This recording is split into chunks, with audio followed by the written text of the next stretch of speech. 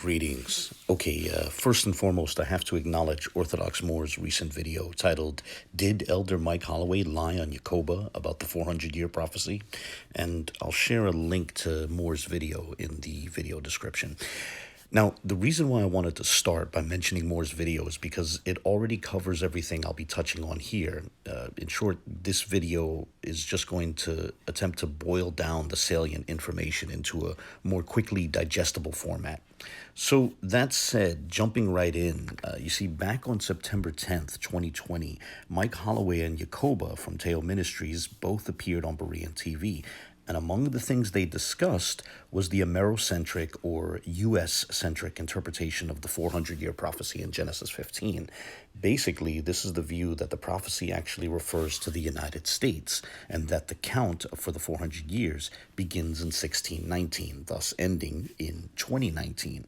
And it just so happens that Yakoba is a proponent of that view.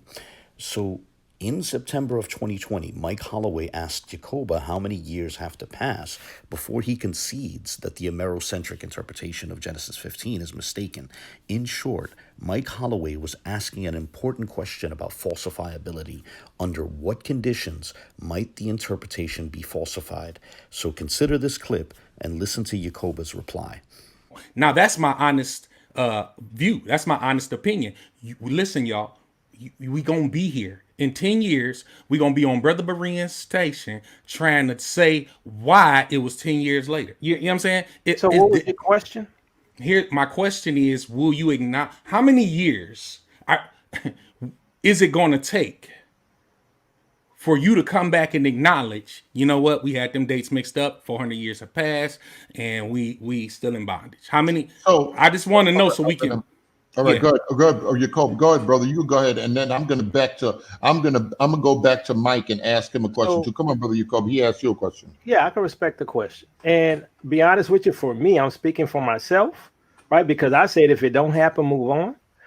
To me, if it doesn't happen in 2 years from now, then I'm gonna say, you know what, brother, I was wrong. You know, we still here. It's not the process. Now, one thing, if I'm wrong, I'll see you in 2 years. I guess I'll be here with Mike. I'll be here with Mike making that money off the telephone.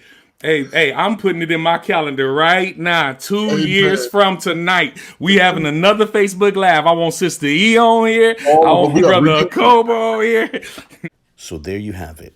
In September of 2020, Yakoba clearly said that if 2 years from then they're still in this quote-unquote captivity, then his interpretation was wrong. Well, 2 years from September of 2020 was September of 2022, which came and went. So just this past week, Mike Holloway put up this Facebook post recalling that fact and sharing the clip. I took this screenshot from Moor's video, and I'll mention in a moment why I had to rely on a screenshot from Moor's video. But let's first ask this question. How did Yakoba react to this clear falsification of his view according to the standard that he himself set in 2020? Well, Yakoba put up this post declaring Mike Holloway a quote-unquote liar and saying that he's like all the other Christian apologists, which Yakoba reviles. And honestly, this is a common trend with Yakoba. When he gets caught on a point, he quickly starts accusing people of lying and feigning offense. And unfortunately, Yakoba managed to successfully take advantage of Mike's charity, and he managed to manipulate Mike into deleting his own post. Hence why I had to get the screenshot from Moor's video, right? And keep this in mind as what you see from Yakoba is part of a clear pattern, right? It's an obvious strategy with Yakoba and a few others around him.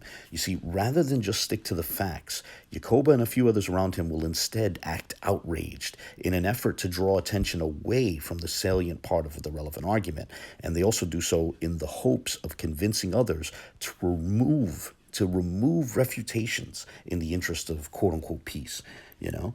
And that's why they feign offense, to sort of take advantage of people's charitability to get them to, you know, to agree to take material down. So I ask everyone to be aware of this tactic. You know, when Yakoba or others in his circle act offended, do not remove the offending material. You can be willing to add disclaimers or corrections, but don't erase content from the public record, right? They try to get people to do that as part of As I said, it's honestly a deliberate strategy. But in the end, others still have that footage from Berean TV, from September of 2020.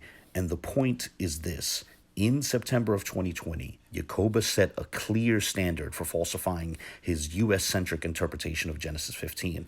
And according to the standard that he himself set, the interpretation was indeed falsified. Now, look, he can act outraged. He can call people names. He can try to move the goalposts. He can try to poison the well with the usual declaration that a disagreement with him is somehow, an attack on all of Israel.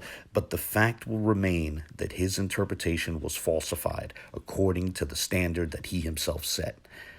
And this is the reason why other proponents of the US-centric interpretation of the 400-year prophecy deliberately keep the details vague and avoid questions about falsifiability.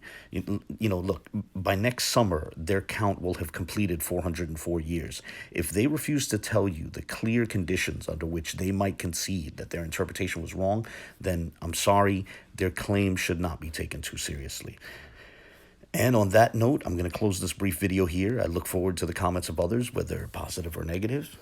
And God bless.